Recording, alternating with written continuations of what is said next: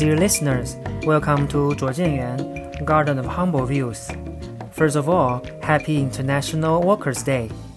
To celebrate this special occasion, I decided to put some effort in my podcast and record this new episode today. So I hope you can enjoy today's content. So let's begin. So, cherry blossom season has just finished. And as always, for those weeks, every social media you open was just cherry blossoms. Pink petals, picnics under the trees, people holding their coffees in that perfect soft light. You know exactly what I'm talking about, right? And honestly, this episode has been sitting in my head since then. Because this year, alongside the blossom photos, something else keeps showing up in my social media. Videos, articles, passionate comments, all confidently stating that cherry blossom actually originated in China. Sometimes such statement is framed as a fun fact, and sometimes with a little bit of a nationalist flair. And in some corner of the internet, people making full-length video talking about this, making it very serious, as this is something you should definitely know in this spring.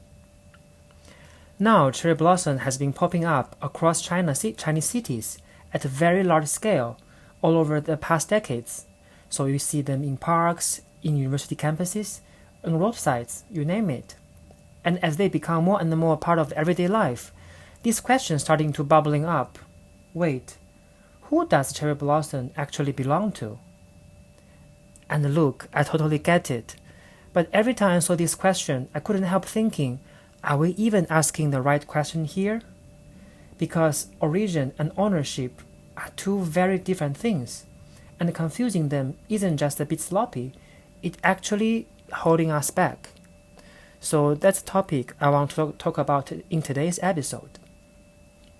Now, the cherry blossom thing didn't come out of nowhere for me.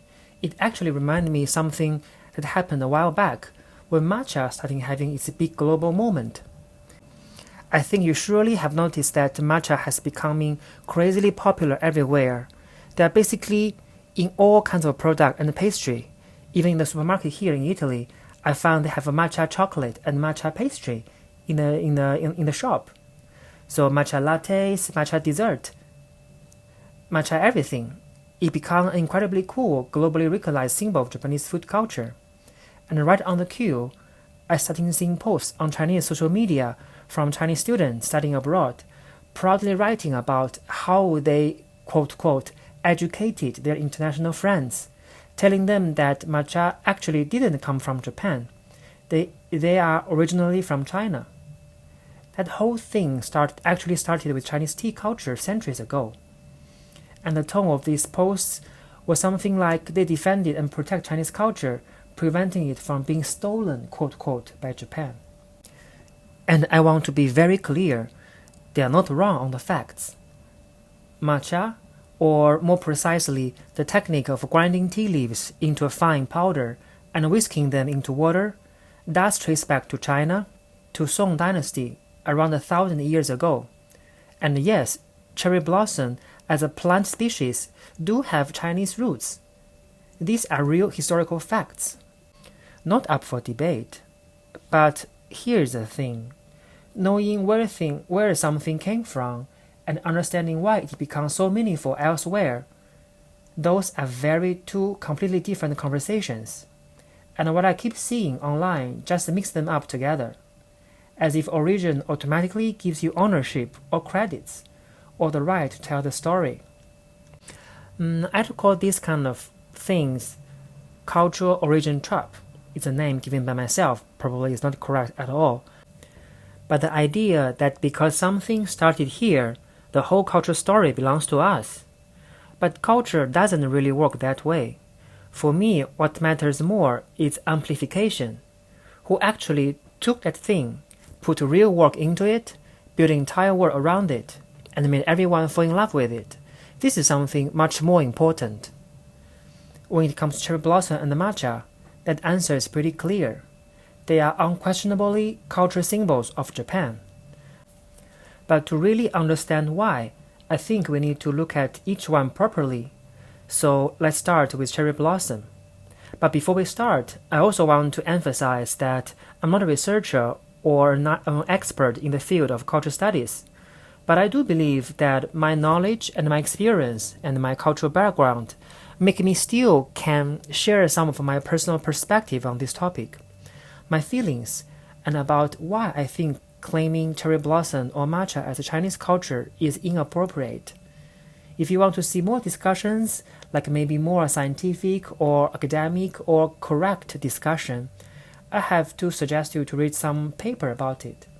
I think there must be a lot of discussions on so-called cultural origin and cultural amplification, and you can find more clearly defined definitions and concepts.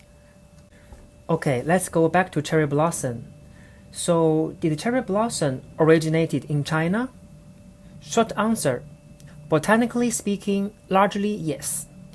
Genetic research points to the mountainous region of southwestern China, the Hengduan Mountain, the Himalaya foothills, are the likely origin zone of the cherry blossom's wild ancestors.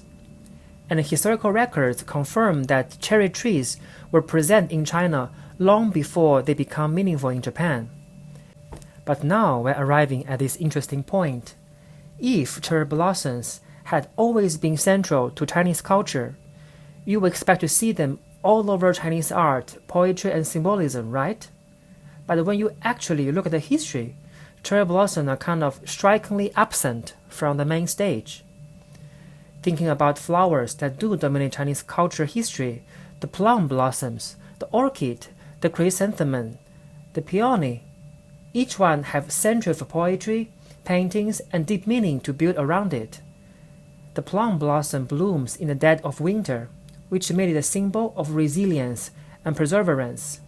The orchid stands for quiet elegance and moral integrity. The chrysanthemum is associated with stepping away from the world, with refusing to compromise. And peony, wealth, honor, prosperity, the flower of emperors.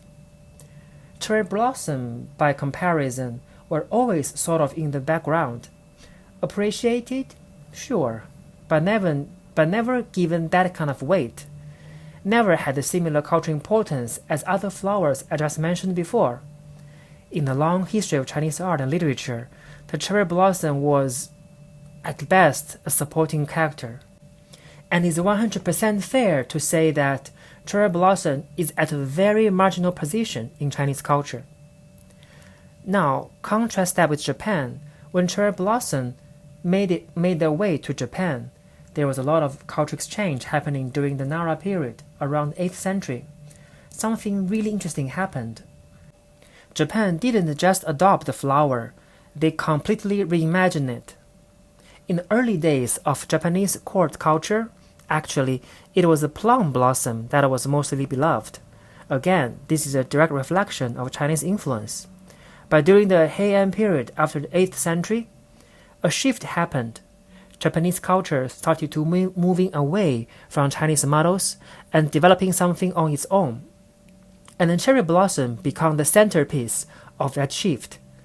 The word hana, which just means flowers in Japanese, become synonymous specifically with cherry blossoms. No plum, no chrysanthemum, just cherry blossoms. From there, the Japanese relationship with cherry blossom grew into something genuinely profound.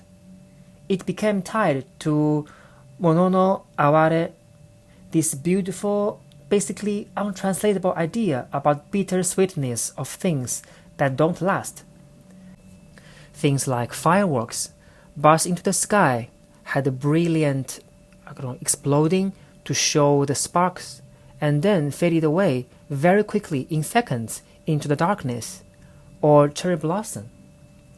The cherry blossom blooms brilliantly and then falls within days. That fleeting quality wasn't seen as a flaw. It was entirely the point, a way of thinking about loss, about mortality, about how beautiful things can be, precisely because they don't last. That's a rich, deeply developed cultural framework that took centuries to build. And then there's one more detail worth mentioning. The cherry blossom variety that most people actually taking picture those iconic pale pink clouds of petals from Kyoto or Tokyo. That's the Some Yoshino. And Some Yoshino wasn't brought over from China. It was grown in Japan during the Edo period in the 19th century. It's a Japanese hybrid developed on Japanese soil by Japanese plant breeders. So even at the most literal botanic level, the cherry blossom that the world has fallen in love with is in very real sense Japanese. This was never about who had it first. It's about who built a whole story around it. Alright, let's talk about the matcha. And just like cherry blossom, let's start with the part that is actually true. Matcha as a practice does trace back to China. During the Song dynasty, roughly 10th to 13th centuries, there was a tea preparation method called dian cha, which involves grinding tea leaves into fine powder and whisking that powder into hot water. Does this sound familiar? That is essentially what matcha is. This was refined, celebrated, and seen as a real art form, elaborate, ritualistic, deeply tied to the cultural life of that time. But here's the thing about dian cha. It wasn't exactly something everyone could do. Grinding tea leaves into fine powder, getting the right equipment, learning the whisking technique. This was time-consuming and a lot of work. It was a kind of thing that rich people and wealthy family had time to do. For most ordinary people, it was out of reach. Tea in this form was a luxury, something for the privileged few. And it was during this period that the Buddhist monk traveling between China and Japan brought this practice across the sea. It took root in Japan and was further developed within the Zen Buddhist community and eventually grew into what now we know as Japanese tea ceremony. So detailed, so rich in meaning, that people dedicated years, sometimes their whole lives, to really learning it. So yes, the origin story is real. Matcha does trace back to China. But the argument about matcha is from China. This is a big question mark. But what happened in China at that time? Back in China, things were about to change, and very dramatically. By the Ming Dynasty in the 14th century, there was a growing feeling that this whole elaborate tea culture had gotten a little bit out of hand. Too costly, too time-consuming, too much for rich people's hobby. And in 14th century, the founding emperor of the Ming Dynasty, the Hongwu Emperor, Zhu Yuanzhang, made it official. He officially abolished the old system of tribute powdered tea and pushing for a shift towards loose-leaf tea instead. Just to give you an idea what is a tribute system in the past. In the past, the emperor was living in the capital city, and every year each province will bring some gift to the emperor as their tribute. So quite often, this tribute is something originally produced locally. So tea is one of the most important gifts to the emperor. So in other words, the emperor still taking gift from different provincial officials, but he only took the loose leaf tea, but not the powdered one. This wasn't just paperwork, it was a real statement. Zhu Yuanzhang himself came from a very poor background. He knew what it felt like to be an ordinary person who couldn't afford all these rituals. And the change had a real consequence for how tea actually tasted too. By just brewing the loose leaves of tea, we're actually able to capture the natural fragrance of the tea leaves. And this is something the grinding tea doesn't have. And without drinking the whole powdered leaves, a lot of that kind of sharp bitterness you get from the grounded tea leaves just isn't there anymore.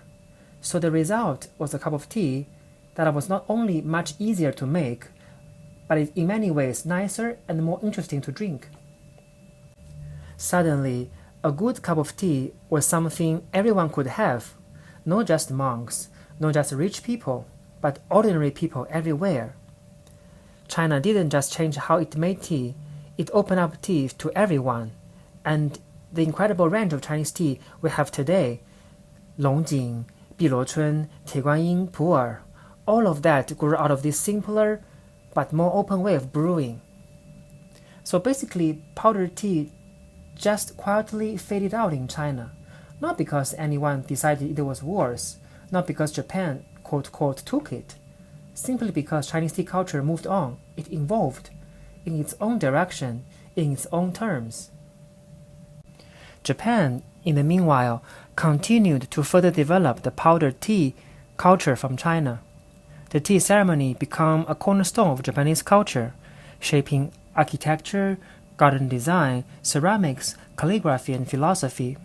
And centuries later, the world is starting to looking for something felt both ancient and artistic, both healthy and beautiful. Matcha was right there, with an incredibly clear and coherent story behind it, ready to go global. And if you need any more evidence of just how global matcha has become, think about this. Japan's land is limited. As matcha demand skyrocketed worldwide, Japanese production simply couldn't keep up. And so today, the world's biggest producer of matcha is actually not Japan at all. It's Tongren in Guizhou province in China. Chinese-grown matcha is now going into everything from European pastry shop to American cafe chains to Korean convenience stores. This is actually a good thing. It's a thriving industry. It helps local farmers to increase their income and to drive local economic growth and export. Nothing wrong with that. But this doesn't mean the cultural story of matcha belongs to China. Growing the leaves and building the culture are two entirely different things. Japan didn't make matcha something the world loves by being the biggest producer. It did so by spending centuries developing a whole philosophy around it, and then sharing that story with the world in a way that really landed. Guizhou can grow matcha, but doesn't mean the story comes with it. That's not theft or stealing, and it's also not something you take something from someone else. This is two cultures taking the same starting point and going into completely different directions. China got an incredibly rich and diverse tea culture that anyone can enjoy. It is affordable and accessible. On the other hand, Japan got the tea ceremony and eventually the matcha latte. Different destinations, both worth celebrating. So let's take a step back and asking something more basic. When we say a cultural symbol belongs to a certain culture, what does that actually mean? Is it purely about where something came from? Or is it about who truly took it on, built it up, and brought it out to the world? Because if we are honest about everything we've just talked about, cherry blossoms were always at the very marginal position of Chinese culture life, while Japan built an entire way of seeing beauty around them.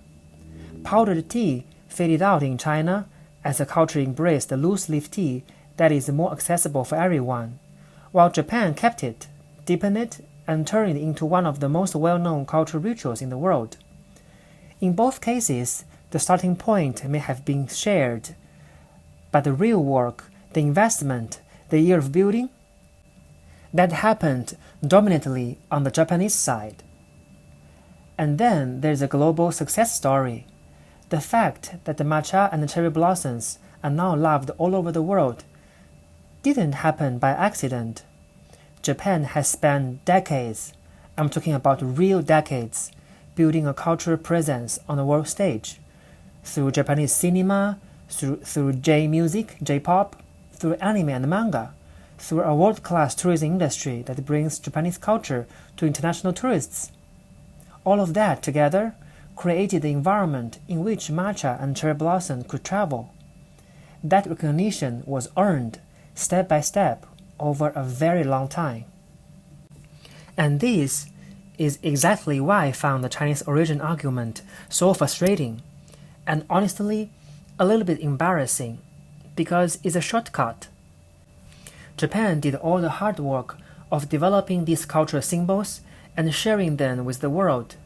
And now, after all that effort, the response of some Chinese people on social media is just to show up and say, well, technically, the origin is ours.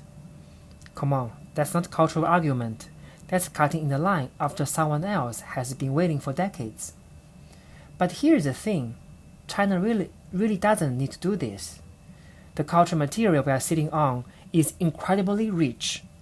We have flowers with real cultural importance, flowers with centuries of art and literature behind them, the plum blossom, the chrysanthemum, the peach blossom, the peony, each with its own world of meaning, its own body of poetry and painting, its own deep roots. These are the true cultural symbols we recognize, appreciate, and celebrate in China. And for teas, we just have so many types of teas that worth to be seen by the world. We have Longjing from Hangzhou, Biluochun from Suzhou, Tiguanyin from Fujian, Pu'er from Yunnan, each with its own story, its own character, its own devoted fans. The depth is already there. The question is whether we are willing to do the work to share it. That's the real opportunity, and that's exactly something we need to work on. Not to point at what Japan has built and say, oh, that was originally ours. We need to work hard to promote, to disseminate our own culture, our own cultural symbols. Put in real work, tell the stories, and let the world find them. So since we are talking about how to tell the story of our own culture, I think it's a good occasion for me to talk with you a little bit about the story of our flowers and our teas. So for example, the plum blossom. In Chinese culture, the plum blossom blooms in the middle of winter, often while there is still snow on the ground. And that image, a flower opening in the hardest condition, alone, unbothered, become one of the most lasting symbols in all of Chinese art and literature. It stands for holding on, for keeping your integrity when things get hard, for not bending just because the situation is difficult. There are thousands of poems about the plum blossom, and also it inspires Chinese painters throughout the history. If you have the chance to travel to China, so for sure you will see a lot of paintings dedicated to plum blossom in the museum. Plum blossom is one of the four gentlemen of Chinese art, alongside with orchid, bamboo, and chrysanthemum, a group of symbols so deeply woven into Chinese thinking. If you understand them well, you will have a better idea of how Chinese culture see virtue, see character, and the relationship between nature and what it means to be a good person. This is the Chinese story that deserves more audience, and that's something the world really hasn't heard enough of. And about Pu'er tea. Pu'er comes from Yunnan province in southwestern China. What makes Pu'er tea so special is that it's a kind of aged tea. It actually gets better over time. Some Pu'er tea can be decades old. My father gave me some Pu'er tea, which actually was produced in 2008. This high quality of Pu'er tea, you can taste the flavor of time, the delicate taste, the tender texture. It's all blended together in the loose tea leaves. And the Pu'er tea has everything that need to be further promoted globally. It has its special geography, the craftsmanship, the ritual of how to brew and share them. It got the history, it got story, it got depth. Everything you need for a story that could travel around the world. And here's the thing. The recognition of Pu'er tea actually is already there, at least at an official level. The ancient tea forest of Jingmai Mountain in Yunnan, where some of the most prized Pu'er tea leaves has been harvested for centuries, was listed as a UNESCO World Heritage Site in 2023. UNESCO recognized it as a living cultural landscape, a place where traditional farming, local communities, and the nature environment have been shaping each other for over 1,000 years. And yet, if you ask a random person in London, in New York, or in Milan what they know about Chinese tea, most of them maybe will say, well, maybe green tea, or possibly jasmine tea, that's about it. But in the meanwhile, if you ask them what do they know about matcha, they can tell you exactly matcha tastes like, where it comes from, which cafe in the neighborhood does the best matcha latte, and how fascinating they see the matcha preparation in the tea ceremony in Japan. Here we can see a clear gap. But that's not because Chinese tea culture is less interesting or less recognized at the formal level. It's because the recognition hasn't made its way into everyday conversation yet. The story is there. It just hasn't been told widely enough or loudly enough. And this is something we should work on. Not claiming credit from what someone else has built, but building something for our own, with incredible material we already have. Imagining a world where someone who's never been to China can talk about pu'er tea the way when they talk about the matcha. People talking about going to see chrysanthemum in the autumn as a seasonal activities, like people talking about cherry blossom in the spring. Or seeing people posting photos, videos on their social media about seeing plum blossoms in the winter. That's not a fantasy.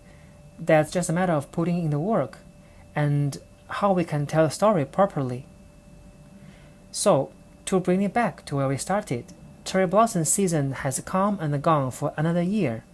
The petals are fallen, the photos have left your social media feed, and somewhere on the internet, that very passionate videos about origins of cherry blossom is probably still getting comments. And honestly, let them. That conversation will always be there. But I think there is a more interesting conversation to be had. Probably we should talk less about who got there first and more about where we want to go. Chinese culture has thousands of years of stories the world hasn't heard yet. Flowers with entire ways of thinking behind them. Tea tastes so good and delicate with UNESCO recognition that most people have never even tried. That's not a complaint. That's an opportunity. Cultural confidence isn't about defending your claim to someone else's garden. It's about tending your own and then inviting people in. So next time, if someone tells you matcha is Japanese, maybe don't even bother to correct them. Instead, tell them the story of Chinese tea. Tell them the magical fragrance of Tie Guanyin, the delicate and tender taste of Jingjun Mei. And then, we can start our conversation from here. Okay. I hope you liked today's episode, and I think probably this is the longest episode I ever recorded, because I talk about something kind of complicated. I hope next spring, when the cherry blossom season arrives, you see the pink flowers and you will think about my episode, or anytime you enter a cafe, no matter where, in Europe, in North America, in Asia, and you see matcha stuff, you're also thinking about the story I'm telling you today. Thank you for listening. I'm Fei Ran. See you next time in 卓见园, Garden of Humble Views.